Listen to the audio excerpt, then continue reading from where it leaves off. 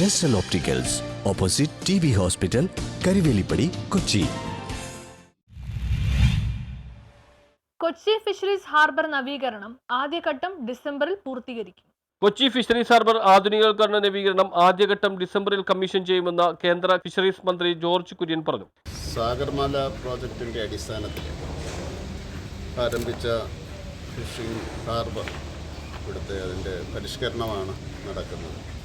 പുതിയ കെട്ടിടം പണിതുകൊണ്ടിരിക്കുന്നു.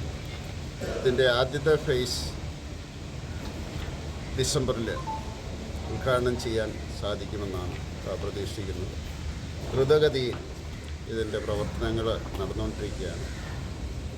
ഷിപ്പിംഗ് മിനിസ്ട്രിയും അതുപോലെ തന്നെ ഫിഷറീസ് മിനിസ്ട്രിയും കൂടിയാണ് ഇതിൻ്റെ നിർമ്മാണ പ്രക്രിയ നടക്കുന്നത്. അതിൻ്റെ ഉത്തരവാദിത്വം പോർട്ട് ട്രസ്റ്റിനാണ്, കൊച്ചിൻ പോർട്ട് ട്രസ്റ്റിനാണ്.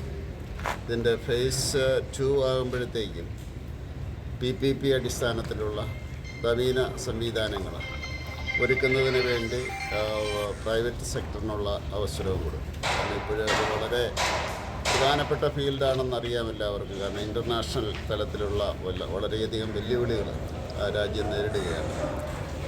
അതുകൊണ്ട് ഹൈജിൻ്റെ കാര്യത്തിൽ വളരെയധികം ശ്രദ്ധയോടുകൂടി ഇവിടെ തന്നെ ഓപ്ഷൻ നടക്കുകയും ഇവിടെ നിന്ന് പ്രാഥമികമായിട്ടുള്ള പ്രോസസ്സിങ് നടക്കുകയും പാക്ക് ചെയ്യുകയും ചെയ്തിട്ടാണ് ഇത് മാർക്കറ്റിലേക്ക് പോകുന്നത്. അടുത്ത സ്റ്റെപ്പിൽ അതിൻ്റെ കോൾഡ് ചെയിൻ സംവിധാനവും പൂർണ്ണമായിട്ടുള്ള പ്രോസസ്സിങ് കോൾഡ് ചെയിൻ സംവിധാനവും ആധുനികമായിട്ടുള്ള വിപണന സംവിധാനവും ഉപയോഗിച്ചുകൊണ്ടായിരിക്കും ഈ പോർട്ട് പൂർണ്ണമാകുക, ഈ harbour പൂർണ്ണമാകുക.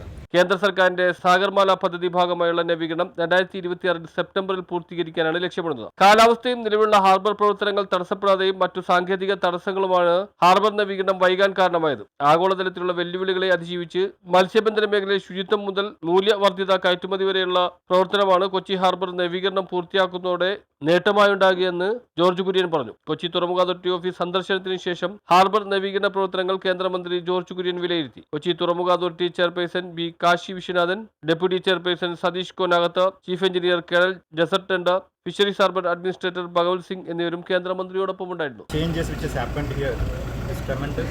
So I only hope the same speed will maintain, and by November first week we should be able to bring the old, that is packaging hall 1 and 2 to this side, so that we'll be able to start the working in the new area from September, and we are planning to complete by September 26 the entire project.